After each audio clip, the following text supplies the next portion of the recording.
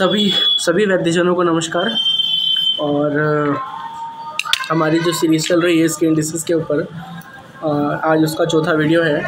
पिछले वीडियोस नहीं देखे हो तो पहले उन्हें आप देख लीजिए। जो मोस्टली इम्पोर्टेंट टॉपिक है वो बेसिकली उन्हीं में कवर किए हुए हैं।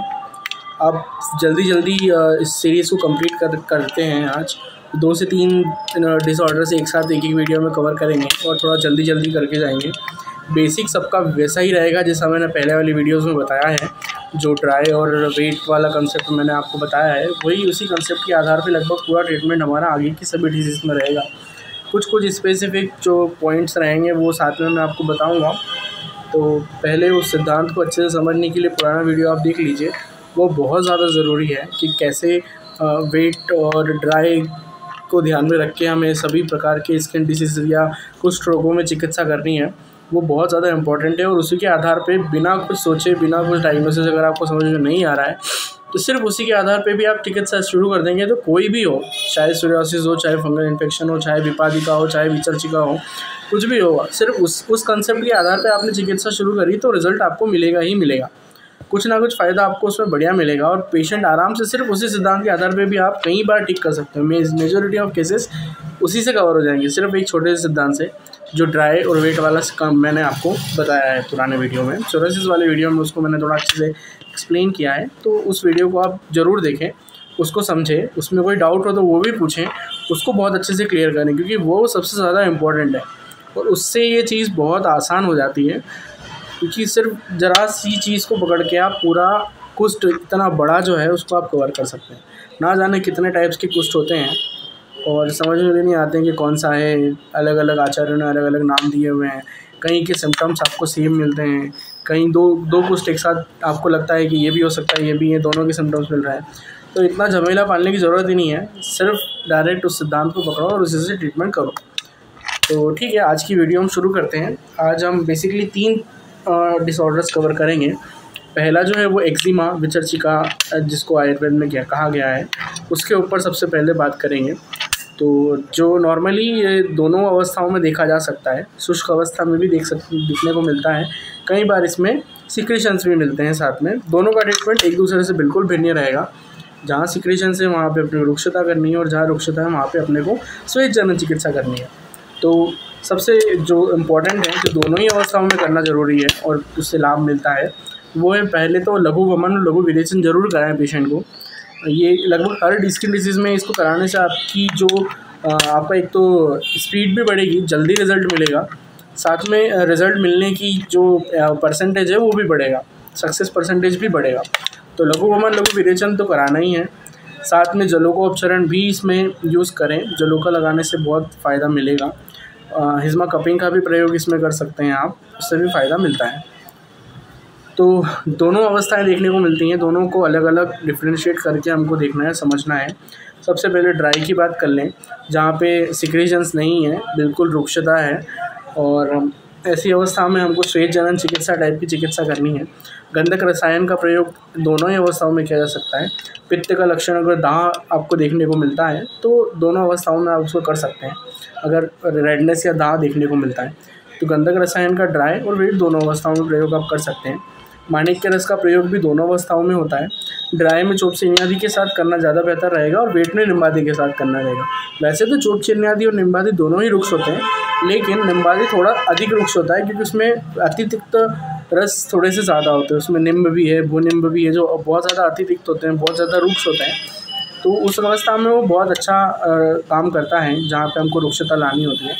तो यहाँ पे चोप चिन्यादि का प्रयोग करना बेहतर रहता है। साथ में घृत का प्रयोग तो इसमें करना ही है, तो पंचतिक्त घृत का प्रयोग ज़रूर करें, पेशेंट को करवाएं और खाने में भी घृत की मात्रा को थोड़ा बढ़ाएं तो ज़्यादा जल्दी इफेक्ट मिलता है।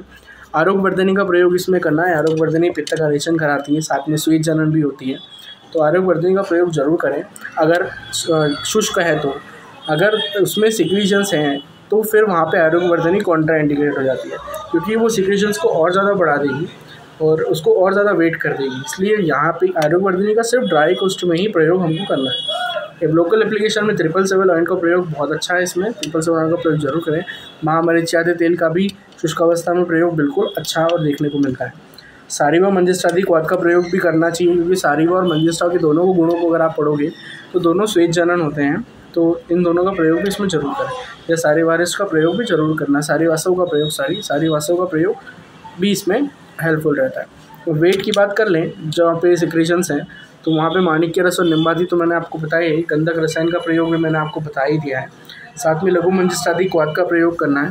दद्रुग्नवर्ती का प्रयोग भी वहाँ पे कर सकते हैं, जहाँ पे भी सिक्रीशंस मिलते हैं वहाँ पे आप दद्रुग्नवर्ती का प्रयोग कर सकते हैं। ऐसा नहीं है कि वो दद्रु के केस में ही काम आएगी, तो यहाँ पे भी आप दद्रुग्नवर्ती का प्रयोग जरूर करें। गंधक द्रुति का प्रयोग यहाँ पे करना चाहिए। वेट कुष्ठ में ज़्यादातर लोकल एप्लीकेशन के लिए ऑयल यूज़ नहीं करना चाहिए, लेकिन दद्रुग्न जो गंधक द्रुति है उसका प्रयोग कर सकते हैं। वो ऐसा ऑयल प्रिपरेशन है जो नॉर्मली अपने को स्निग्ध अवस्था में भी यूज़ करने में फ़ायदा ही मिलता है, लेकिन बेहतर दद्रुग्नवर्ती का ही आप इसमें प्रयोग करें। मार्केट में मिलती नहीं है वो, उसको आपको खुद बनानी पड़ती है, या जो डॉक्टर बना रहे हैं, हम भी बनाते हैं उसको, हमसे भी आप ले सकते हैं। कई डॉक्टर्स लेते हैं, उसका रिज़ल्ट बहुत अच्छा है, दद्रु के केस में भी और इसमें भी। मैंने दद्रु वाले वीडियो में उसको बताया भी है। साथ में वेट कुष्ठ अगर थोड़ा ज़्यादा मिलता है, अगर डिस्चार्ज मिलता है या डायरेक्ट ज़्यादा सिक्रीशंस मिलते हैं, तो क्रेमिक का भी विचार उसमें ज़रूर करना चाहिए। धूपन का विचार ज़रूर करना चाहिए। क्रेमिक उठार रस और धूपन में आप कोई भी जो कुष्ठग्न धूपन है उनका प्रयोग करके धूपन ज़रूर कराएं। अगर बहुत ज़्यादा सड़न या गीलापन है उसमें, तो उसमें धूपन बहुत अच्छा रिज़ल्ट मिलता है। तो इस तरह से लगभग विचर्चिका को हम लोग देख सकते हैं और इस तरह से उसका ट्रीटमेंट कर सकते हैं। फिर जो सेकेंड हम बात करेंगे, स्केबिस की बात करते हैं, तो जिसमें लक्षण देखने को मिलता है normally all over the body छोटी छोटी पीड़िकाएँ मिलती है, जिसमें से पानी खुजाने पे या उसको जब दबाते हैं तो उसमें से सिक्रीशंस या स्निग्धता, थोड़ा पानी जैसा निकलता है, थोड़ा स्त्राव मिलता है। तो इस तरह से लगभग इस डिसीज में देखने को मिलता है। और वैसे ही जब सिक्रीशन से तो वेट की तरह ही इसको देखेंगे। केशर गुग्गल लघु मंजिष्ठादि क्वाथ के साथ देने में बहुत अच्छा रिजल्ट मिलता है। ये दो मेडिसिन ही स्टार्टिंग फेज़ में अगर आप दे देते हैं पेशेंट को, नया केस आया है आपके पास, तो सिर्फ केशर गुग्गल लघु मंजिष्ठादि क्वाथ से ही यहाँ पे मतलब मेजॉरिटी ऑफ द केस जो है वो ठीक हो जाते हैं।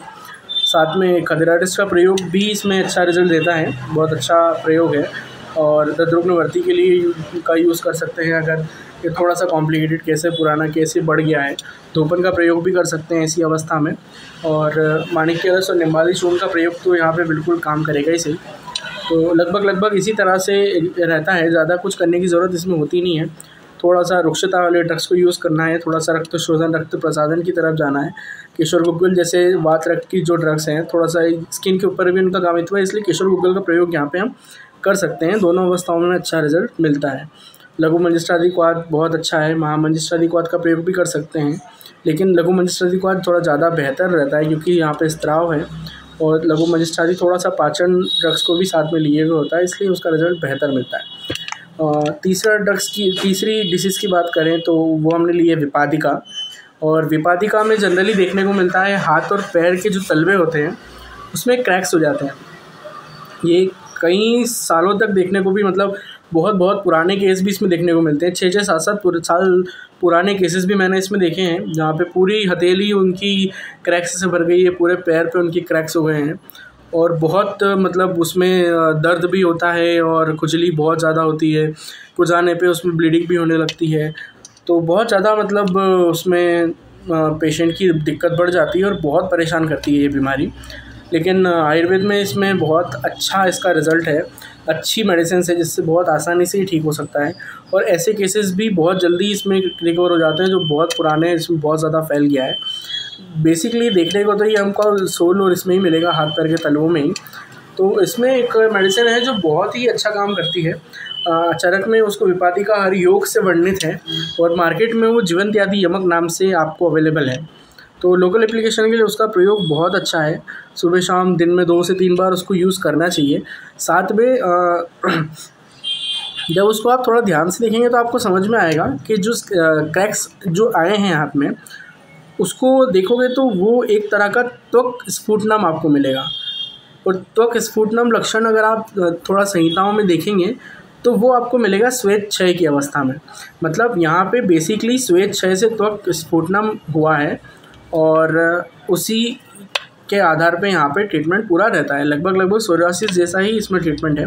जीवनत्यादी यमक इसमें बस थोड़ा सा एक अलग से ड्रग है जो डायरेक्ट स्पेसिफिक हमको आचार्य ने बताया और रिज़ल्ट उसका वाकई बहुत अच्छा है। उसको यूज़ किए बिना ही जो डिसीज़ है आसानी से ठीक होती नहीं है और उसका यूज़ करने से बहुत सक्सेस रेट बढ़ जाता है इसमें, तो उसका प्रयोग ज़रूर करें। तो अगर स्फुटनम है तो स्फुटन जहाँ पे हुआ है, जहाँ पे 2 हिस्से हो गए हैं, तो संधानीय महाकषाय का प्रयोग करने से भी यहाँ पे रिज़ल्ट अच्छा मिलता है।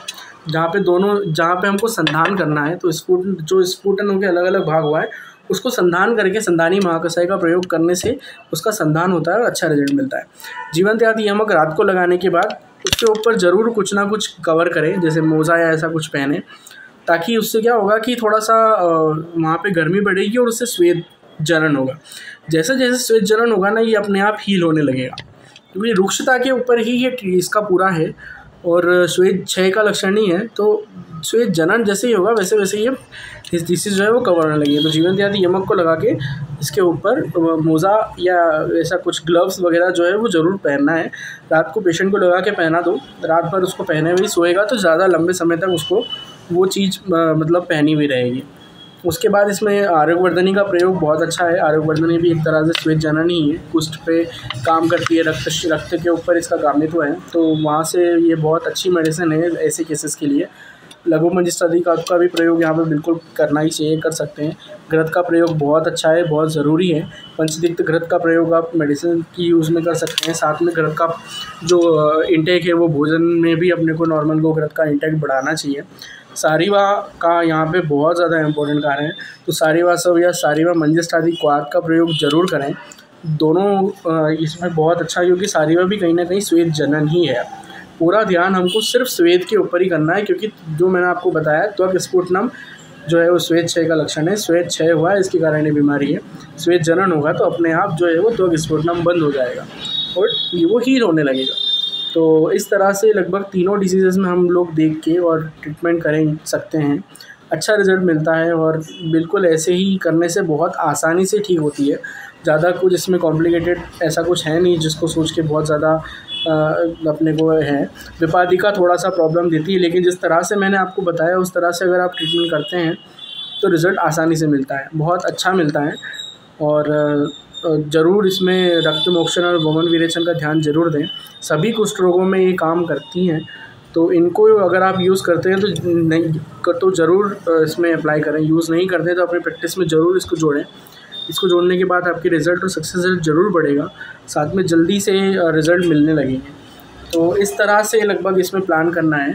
तो आज के लिए इतना ही। अगर कमेंट में ज़रूर बताएं वीडियो आपको कैसे लग रहे हैं, साथ में नया कुछ सीखने को मिल रहा है या नहीं मिल रहा है, जो भी डाउट्स है वो भी ज़रूर कमेंट्स में लिखें और वीडियो को ज़्यादा से ज़्यादा शेयर ज़रूर करें।